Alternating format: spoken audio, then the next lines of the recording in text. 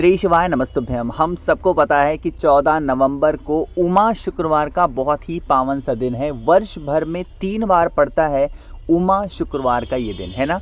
आपको पता है कि माता पार्वती का एक नाम और है जिसे हम माता उमा के नाम से भी जानते हैं, तो उन्हीं का आज दिन है। तो और आज के इस दिन पे आंकड़े के पुष्प का ये उपाय अगर हम करते हैं तो हमारी फैमिली से, हमारे परिवार से, हमारे जीवन से जितने भी प्रकार के कष्ट होते हैं ना, वो कष्ट हमेशा के लिए ख़त्म होते हैं ना। विशेष नहीं पूरी हो पा रही हैं, कष्ट बहुत ज़्यादा है, इस उपाय को करिएगा। बहुत ही ध्यान से समझने की कोशिश करते हैं। स्क्रीन पर आप लोग को दिखाई दे रहा होगा आंकड़े का फूल। एक चीज़ आपको क्लियर कर दूँ, जो आंकड़े का पुष्प होता है ना, आंकड़े का जो फूल होता है ना, वो 2 प्रकार के होते हैं। पहला तो आपको सफ़ेद दिखाई दे रहा है, जो कि सफ़ेद आंकड़े का पुष्प है, और दूसरा होता है इस प्रकार से नीला। और ऐसा नहीं कि ये मिलता ही नहीं है, नहीं, दोनों पुष्प बहुत ही आसानी से हर जगह पे अवेलेबल है। मैं आपको बताना चाहता हूँ, ठीक है ना। क्या करिएगा, आप लोगों के पास में जो भी पुष्प मिले, अब यहाँ पर आंकड़े के सफ़ेद पुष्प को चढ़ाने का जो आपको फल मिलेगा वो अलग होता है। जो आंकड़े के नीले फूल होंगे उनको चढ़ाने का जो फल होता है वो अलग होता है ना। समझने की कोशिश करते हैं। सबसे पहले सफ़ेद आंकड़े के पुष्प के बारे में बातें कर लेते हैं। अगर आपको सफ़ेद आंकड़े के पुष्प मिलते हैं, यह उपाय आप किसी भी रोगी प्रवृत्ति के व्यक्ति को ठीक करने के लिए कर सकते हो।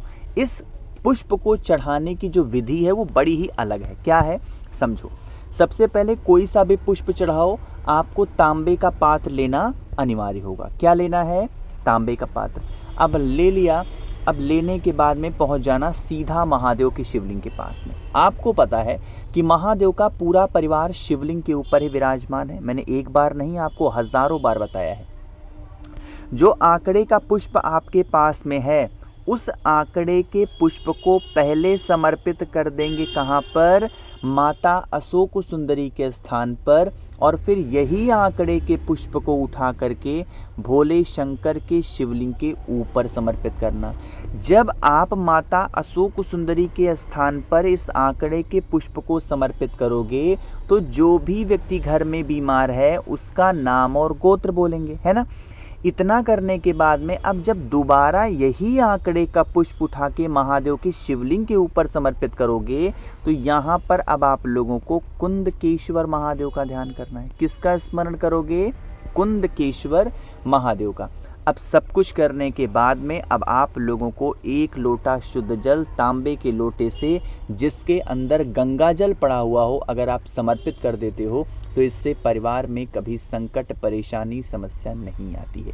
अब यहाँ पर एक बात आपको और समझाना चाहता हूँ। जब कभी भी आंकड़े के पुष्प को आप समर्पित करो या आंकड़े के पत्तों को आप समर्पित करो तो जल चढ़ाने के बाद में जो जल बहता हुआ जलाधारी से नीचे गिरता है ना, इस जल को रोका नहीं जाता है। इस चीज़ का ध्यान रखिएगा, ठीक है ना। दूसरा नियम क्या है कि चाहे सफ़ेद आंकड़े का फूल आपको मिले या नीले आंकड़े के फूल आपको मिले, पुष्प को तोड़ने के बाद में, पुष्प को चढ़ाने के बाद में अपने हाथों को खूब अच्छे तरीके से वॉश करेंगे, धुलना है। क्यों? क्योंकि आंकड़े का मतलब होता है जहर। आंकड़े का जो पुष्प होता है क्या होता है, जहर होता है। और अगर इसके अंदर का जो दूध है वो आपके आँखों में या कहीं घाव पे लग गया ना, तो आपकी आंखें गायब हो जाएंगी। और अगर घाव पे लग जाता है तो घाव भी आपका जल्दी ठीक नहीं होगा। इसके अंदर एक ऐसा मिनरल्स पाया जाता है। ये आंकड़े की बातें हम लोग कर ली, जो कि होता है किसके लिए, रोग बीमारी के लिए। अब अगर आप लोगों को कहीं से भी इस प्रकार से नीला आंकड़े का पुष्प मिल जाता है तो ये आपकी इच्छा की पूर्ति के लिए होता है। कोई भी ऐसी विशेष हैं, कोई भी ऐसी मनोकामना है जो अधूरी रह जा रही हैं, तो आपको नीले आंकड़े के पुष्प को शुक्रवार के दिन ज़रूर समर्पित करना चाहिए। अब यहाँ पर हमें किसका नाम लेना है, किसका स्मरण करना है, पहले आप समझो। सबसे पहले वही काम करना है, नीले आंकड़े के पुष्प को लेंगे, साथ ही साथ तांबे का लोटा लेंगे, जल भरेंगे।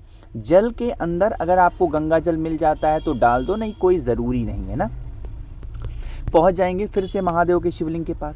जब हमने सफ़ेद आंकड़े के पुष्प को चढ़ाया था तो हमने पहले कहाँ पे चढ़ाया था, माता अशोक सुंदरी, और फिर इसी आंकड़े के पुष्प को भोले शंकर की शिवलिंग के ऊपर, यही तो किया था। लेकिन अब अगर आपको नीला पुष्प मिलता है तो उस नीले पुष्प को माता अशोक सुंदरी के स्थान पे नहीं समर्पित करेंगे, बल्कि कहाँ पर, जो आंकड़े का नीला पुष्प होगा उसे हम सभी लोगों को भोले शंकर के शिवलिंग के ऊपर समर्पित करना है। यहाँ पर महादेव का अवधूत रूप ध्यान रखेंगे, अवधूतेश्वर महादेव के नाम से समर्पित करके, और फिर 1 लोटा जल चढ़ा देंगे।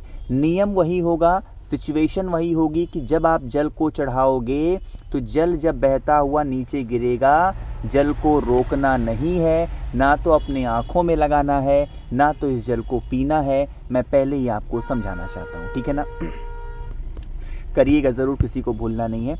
आगे बढ़ते हैं अब इस वीडियो के हम लोग अपने दूसरे उपाय की तरफ, जो कि हमें करना होगा बेल पत्र के साथ में। लेकिन अब कैसे करने हैं, कहाँ पे करने हैं, सारी बातें हम लोग करेंगे। लेकिन सबसे पहले वीडियो को लाइक कर दीजिए। जिसने अभी तक चैनल को सब्सक्राइब नहीं किया, मेरी आवाज़ आप पहली बार सुन रहे हैं, चैनल को ज़रूर सब्सक्राइब करेंगे, ठीक है ना। देखो, ये जो दूसरा उपाय हम लोग बात करने जा रहे हैं, जैसे आपके घर में मान लो धन की कमी है ना, या आपके घर में व्यापार नहीं चल रहा है, या आपके घर में इज्जत नहीं हो रही है। मतलब कहने का क्या है, आपके घर की, आपके परिवार की कोई भी प्रकार की कैसी भी समस्या हो, तो उस समस्या के निवारण के लिए आप सभी लोगों को इस उपाय को करना होगा, ठीक है ना। क्या करना है, सबसे पहले तो एक आप लोग को बेलपत्र लेनी है, और बेलपत्र लेने के साथ ही साथ आपको चावल के दाने लेने हैं। कितने चावल के दाने लोगे, पहली बात, जो कहीं से खंडित ना हो, टूटे ना हो, क्रैक ना हो, तो 7 चावल का दाना लेंगे, ठीक है ना। चावल का 7 दाना लेने के बाद में जो बेलपत्र होगी ना, उस बेलपत्र के बड़े वाले पत्ते पर कुछ ऐसे लंबाई में, पूरे पत्तों पे पीला चंदन नहीं लगाना है, सिर्फ ऐसे लंबाई में क्या करना है, पीले चंदन को लगा देना, जैसे मैंने लगा दिया। अब इतना लगाने के बाद में जो आपके पास में पीला चावल के दाने हैं, कितने, 7 चावल का दाना है, उसे इसी पीले चंदन के ऊपर चिपकाना, और चिपकाने के बाद में आप इस बेलपत्र को उठाना, और फिर कहाँ पे पहुँचोगे, भोले शंकर के शिवलिंग के पास में पहुँचेंगे। नियम वही होगा, सारी चीज़ें वही फॉलो करनी है कि हमें अपना फेस कौन से दिशा की तरफ रखना है, उत्तर दिशा। पूरा परिवार महादेव का शिवलिंग के ऊपर विराजमान है।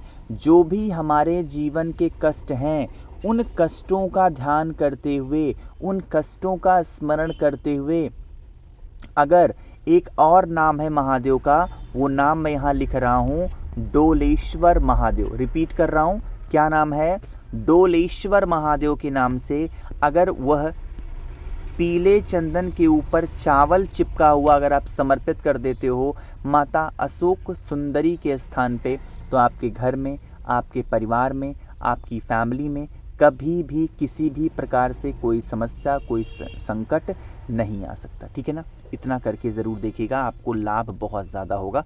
और फिर लास्ट में आप चाहें तो 1 लोटा जल महादेव का स्मरण करते हुए समर्पित कर सकते हैं। आगे बढ़ते हैं इस वीडियो के हम लोग अपने तीसरे उपाय की तरफ, और इस वीडियो का सबसे आखिरी उपाय है हमारा तीसरा उपाय। सबसे पहले समझ लेते हैं कि इस उपाय को हम करते हैं या करने जाते हैं तो इसका हमको लाभ क्या मिलने वाला है। अगर आपके घर में धन की कमी बहुत ज़्यादा है, माँ लक्ष्मी का आगमन घर में नहीं हो रहा है, देन आप इस उपाय को 100% करेंगे। निश्चित रूप से करना चाहिए धन संपदा के इस उपाय को। सबसे पहले ज़रूरी क्या चीज़ है, ज़रूरी ये है कि हम सभी लोगों को इस प्रकार से क्या लेना होगा, कमल गट्टा लेना है, ठीक है ना। कमल गट्टा कितने लोगे, मात्र 1 कमल गट्टा लेना। कमल गट्टा लेने के बाद में आपको पहुंचना है सीधा महादेव की शिवलिंग के पास। अब आपके पास में जल हो या ना हो उससे कोई मतलब नहीं है, 1 से 2 कमल गट्टा ज़रूर होना चाहिए, ठीक। क्या काम करना है, जो भी कमल गट्टा है, चाहे वो 1 लिया हो, 2 लिया हो, 5 लिया हो, 10 लिया हो, उससे कोई मतलब नहीं। बस उस कमल गट्टे को माता अशोक सुंदरी के स्थान पे आपको ऐसे रख देना, चुपचाप ऐसे रख देना, चाहे जितने कमल गट्टे लिए हो। किसका ध्यान करके रखोगे, यहाँ मैं लिख दे रहा हूँ, किसका ध्यान, रिद्धि सिद्धि का स्मरण करते हुए पहले माता अशोक सुंदरी के स्थान पे रखोगे, फिर इसी कमल गट्टे को उठा के भोले शंकर के शिवलिंग के ऊपर रख के कोई भी 1 कमल गट्टा उठाना, अपने घर की अलमारी, तिजोरी, जहाँ पे भी रुपए, पैसे, गहने, जेवरात रखते हो, उस स्थान पर मात्र रख देने से आपकी फैमिली में, आपके परिवार में कैसे भी करके कोई संकट, परेशानी, समस्या नहीं आती है। परिवार में बहुत सारी खुशियाँ रहती हैं। मैंने कोशिश की है आप सभी को सब कुछ बहुत ही अच्छे समझाने की। कोई चीज़ समझ में ना आई हो तो नीचे कमेंट सेक्शन में पूछिएगा, मैं पूरी कोशिश करूँगा रिप्लाई करने की। वीडियो को तो लाइक सभी को करना है, और मेरे जितने भी भाई बहन आवाज़ आज पहली बार सुन रहे हैं, चैनल को ज़रूर सब्सक्राइब करेंगे। श्री शिवाय, नमस्तुभ्यम।